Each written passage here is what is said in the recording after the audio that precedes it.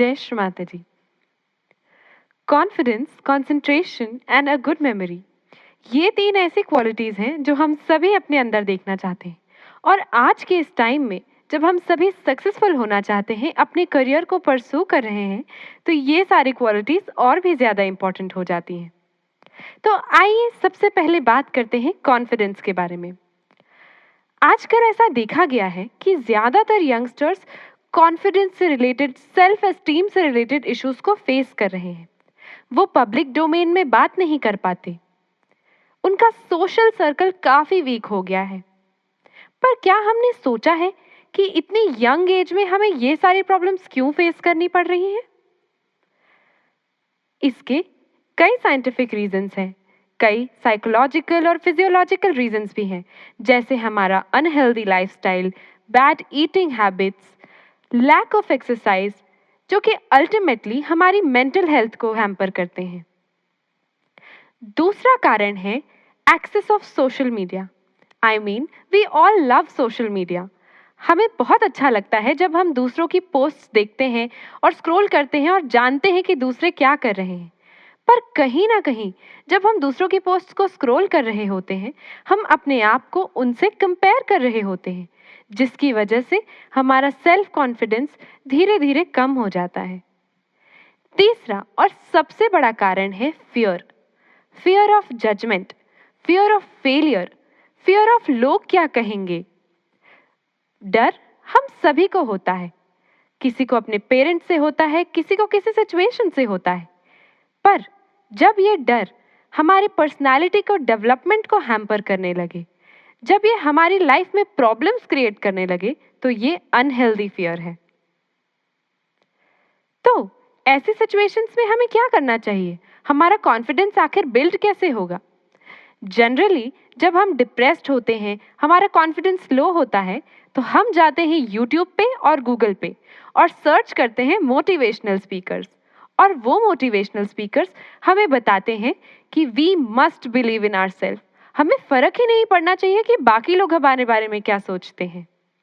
पर कहीं ना कहीं जब दोबारा हम उन सिचुएशंस को फेस करते हैं, तो हमारा कॉन्फिडेंस कम हो जाता है। तो क्या इसका कोई परमानेंट सॉल्यूशन है भी? यस, सहज योगा मेडिटेशन के थ्रू हम अपने अंडर कॉन्फिडेंस की प्रॉब्लम को सॉल्व कर सकते हैं। अभी कुछ ही दिन पहले हमने आत्म साक्षात्कार प्राप्त किया, जिसमें हमने जाना कि जब हमारी मदर कुंडलिनी हमारे मूलाधार से होते हुए सहस्त्रार पे जाती है, तब हमारे अंदर की जितनी भी प्रॉब्लम्स हैं वो धीरे धीरे रिजॉल्व हो जाती हैं। इसी के चलते जब मदर कुंडलिनी हमारे चौथे चक्र यानी कि अनाहत चक्र पर आती है, तब वो उसे क्लीन करती है और वहाँ की क्वालिटी को अवेकन करती है। और अगर आप सबको याद हो, तो हमारे अनाहत चक्र पे जो क्वालिटी है वो है फियरलेसनेस। जब हमारा अनाहत चक्र क्लीन हो जाता है, तो हमारे अंदर फियरलेसनेस की क्वालिटी ऑटोमेटिकली डेवलप हो जाती है। और जब हम फियरलेस हो जाएंगे, हमें किसी चीज़ का डर ही नहीं होगा, तो कॉन्फिडेंस तो अपने आप ही बूस्टअप हो जाएगा। आइए अब बात करते हैं कंसंट्रेशन के बारे में। अब मैं चाहती हूँ कि आप सभी अपना लेफ्ट हैंड लें और इस प्रकार से अपने लिवर पर उसे प्लेस करें। Please place your left hand on your liver and concentrate for some time. क्या आप सबको हीट महसूस हो रही है?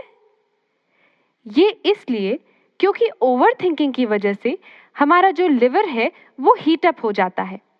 एक्चुअली हमारा जो लिवर है वो हमारे स्वादिष्ठान चक्र द्वारा कंट्रोल किया जाता है।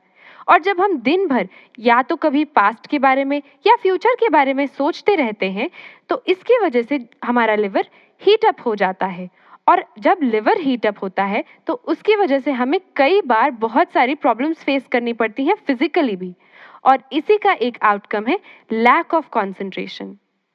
जब हमारी मदर कुंडलिनी हमारे स्वादिष्ठान चक्र को पास करती है, उसे क्लीन करती है, उसे अवेकन करती है, तो धीरे धीरे हमारे थॉट्स कम हो जाते हैं, हम स्टेबलाइज हो जाते हैं, हम बैलेंस में आ जाते हैं, हम प्रेजेंट में रहते हैं।